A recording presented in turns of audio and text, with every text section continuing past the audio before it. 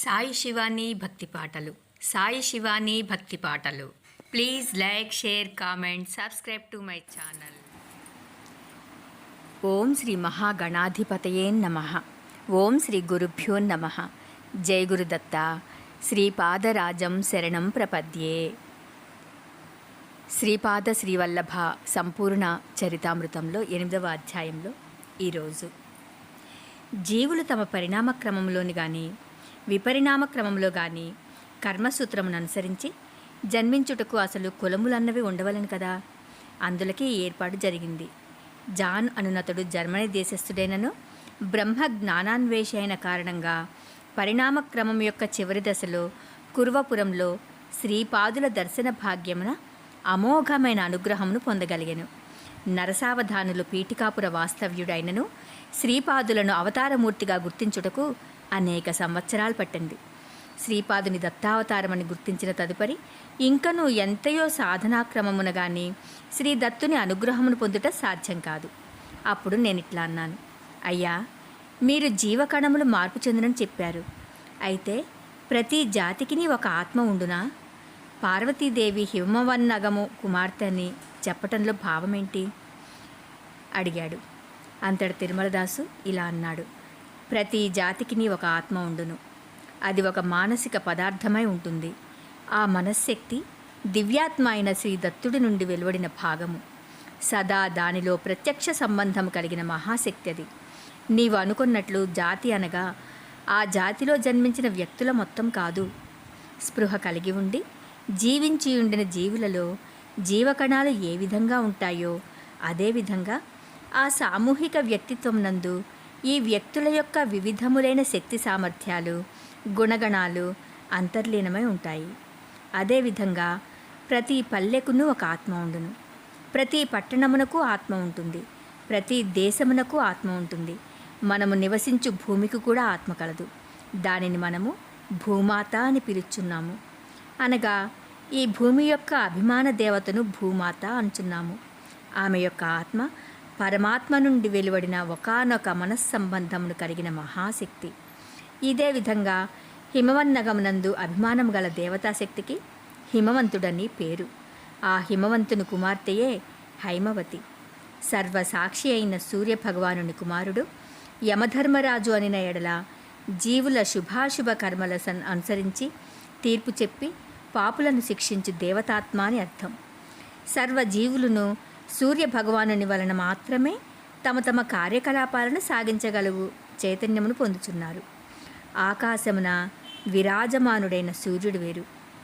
ఆ సూర్యుని అభిమాన దేవతా స్వరూపముగా ఉన్న దేవతాత్మ వేరు. శ్రీపాదవల్లభులు 30 సంవత్సరాల వయసులో గుప్తమయ్యేదిరని నీతో చెప్పాను. కోటాను కోట్ల బ్రహ్మాండములో వారు ప్రతి అణువులోనూ విలీనమయ్యెదరు. వారు సర్వాంతర్యామి కదా. తిరిగి విలీనమవుట అనగానేమి అని నీవు అడగవచ్చును.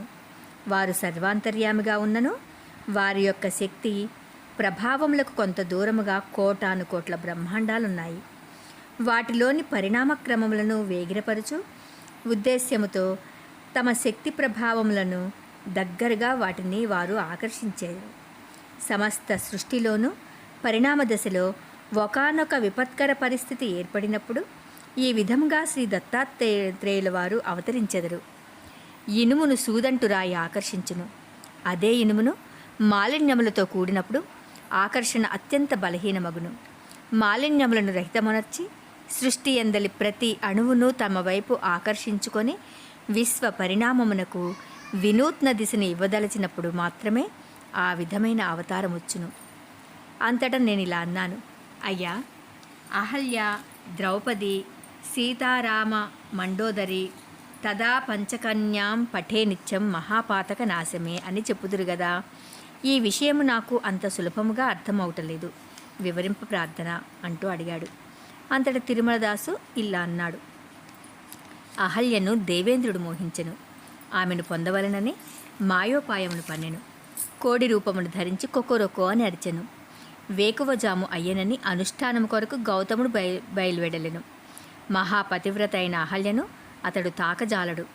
దేవేంద్రుడు దేవతాశక్తులు కలవాడు కనుక అహల్యా వ్యామోహముననున్న అతని తీవ్ర మనస్సు యొక్క శక్తి వలన అహల్యను పోలిన స్త్రీ రూపము ఆవిర్భవించెను. మాయా అహల్య రూపము యొక్క శరీరమునందలి జీవాణువులన్నీయు దేవేంద్రుని తీవ్ర మనశ్శక్తి వలన మాత్రమే ఏర్పడెను. మాయా అహల్యతో సంగమించిన ఇంద్రుని చూసి ఉగ్రుడైన గౌతముడు వారిద్దరిని శపించెను. అంతటా అహల్య, ఓ తెలివి మాలినముని, ఎంత పనిచేసితివి అనెను. అహల్య గౌతముని కంటెను ఆధ్యాత్మికముగా ఉన్నత స్థితి అందుండెను. అహల్య శాపం వలన గౌతముడు 12 సంవత్సరాలు మనశ్చాంచల్యమునుంది శివార్చనమున స్వస్థుడాయను. అహల్య మనశ్శక్తి జడత్వమునందెను. దానితో ఆమె శరీరం కూడా జడత్వమునంది పాషాణమయ్యెను. శ్రీరాముని పాదధూళి వలన అహల్యకు శాప విమోచనము కలిగెను. అందువలన అహల్య పరమ పవిత్రురాలని గ్రహించుము. శాపగ్రస్తుడైన దేవేంద్రుడు పంచపాండవులుగా జన్మించెను. 5 రూపములైనను 5 మనస్సులు ఉన్నను వాటికి ఆధారభూతమైన ఆత్మ ఒక్కటియే. ఇది ఒక విచిత్రమైన విషయము. శచీదేవి ద్రౌపదిగా యజ్ఞకుండమున ఆవిర్భవించెను. ఆమె అయోనిజ. అసలైన సీతను అగ్నిదేవుడు తన గర్భమున దాచెను. మాయా సీతను రావణుడు లంకకు కొనిపోయెను. సీత అగ్నిప్రవేశము చేయనప్పుడు 2 సీతలు వెలుపలికి వచ్చారు. కావున సీతాదేవి మహాపతివ్రత అని తెలియము. భూచక్రమునందలి 12 రాసులలోనూ 27 నక్షత్రములు కలవు. ఈ 27 నక్షత్రములకు అభిమాన దేవత తారాదేవిగా జన్మించెను. ఆమె నిండు యవ్వనవతిగా నుండగా గురుగ్రహ అభిమాన దేవత అయిన బృహస్పతి మోహించెను. ఆమెను వివాహమాడెను. వృద్ధుడైన పతి నిండు యవ్వనవతిని సంతృప్తిపరచజాలడు.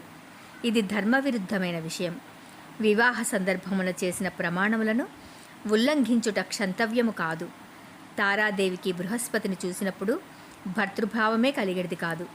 ఆమెలో తన ఎడల భర్తృభావమును కలిగించవలసిన బాధ్యత బృహస్పతి మీద కలదు. సర్వధర్మములు తెలిసిన అతడు ధర్మవిరుద్ధంగా ప్రవర్తించెను.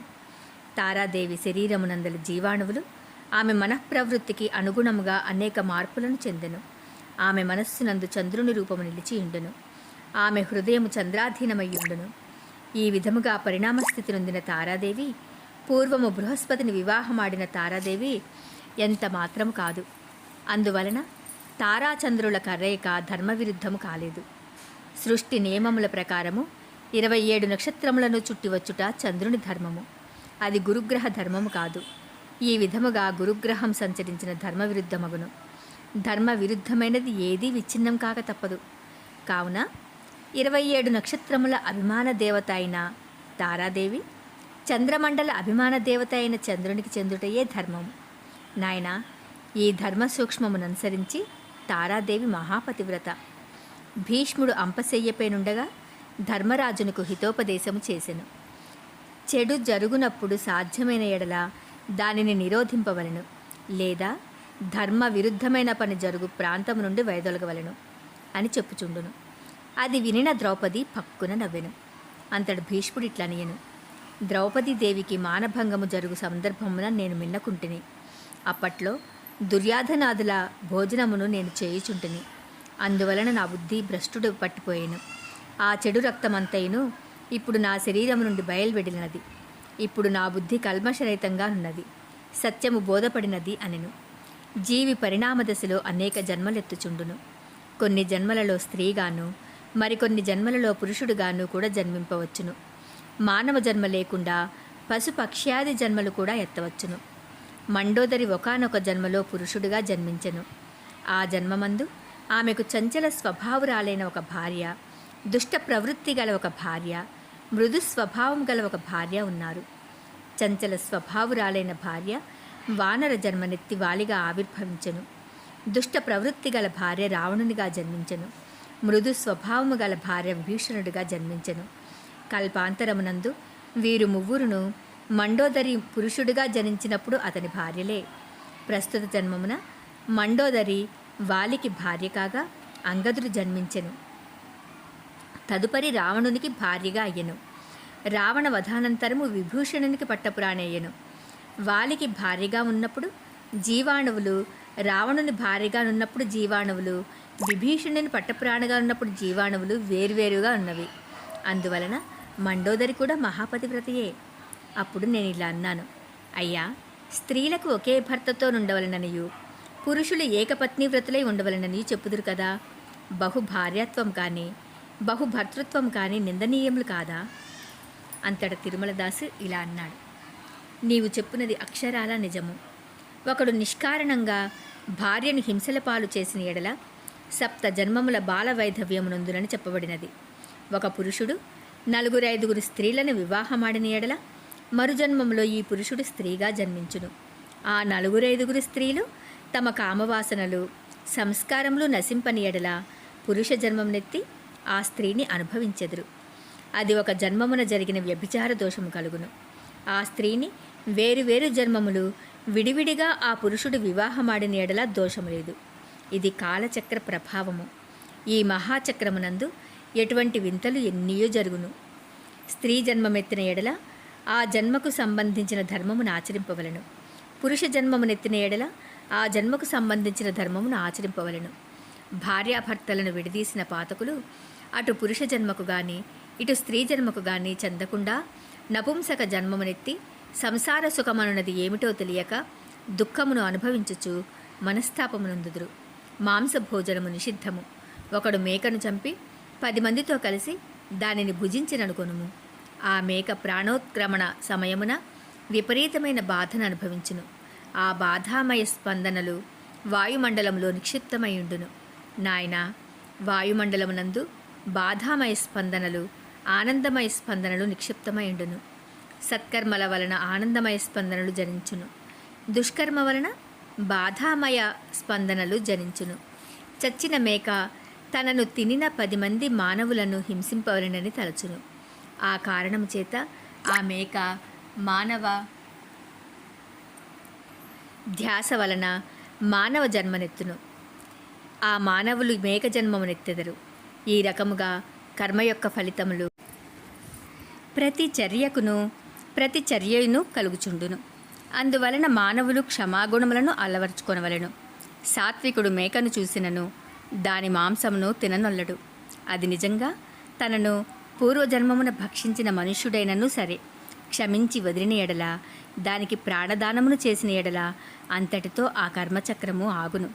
పీఠికాపురవాసులు సాంఘాతిక పుణ్యమును సాంఘాతిక పాపమును ఒక్కసారి ఫలించి శ్రీవల్లభ జననమునకు కారణమయ్యెను. పుణ్యజనులు వారిని శ్రీదత్తునిగా గ్రహించి శుభ ఫలితములను పొందిరి. పాపజనులు వారిని శ్రీదత్తునిగా గ్రహింపగా మరింత అశుభ ఫలితాలను పొందారు. శ్రీదత్తుని ఆరాధించుచు శ్రీపాదవల్లభుల వారిని నిందించువారు రౌరవాది నరకములను పొందుదురు. విషయము అర్థం కానప్పుడు మౌనము వహించుట మంచిది. అంతేకాని దివ్య భవ్యమైన ఆ శ్రీమన్ మహామంగళ రూపమును నిందింపరాదు. వారు ముఖమునకు హారతులిచ్చుచు పాదములకు మేకులు కొట్టువారు. శ్రీ దత్తావతారమును నిందించువారు సుఖవ్యాధుల పాలయ్యెదరు. అంతేకాక శ్రీ దత్తుల వారు ఒకానొక విచిత్రమైన యోగశక్తిని తమ అనుగ్రహ లీలల్లో చేర్చిరి. పుణ్యజనులకు శ్రీ దత్త నామస్మరణమున సర్వ మనోరథములు ఆయాచితముగా అప్రయత్నముగా సిద్ధించును.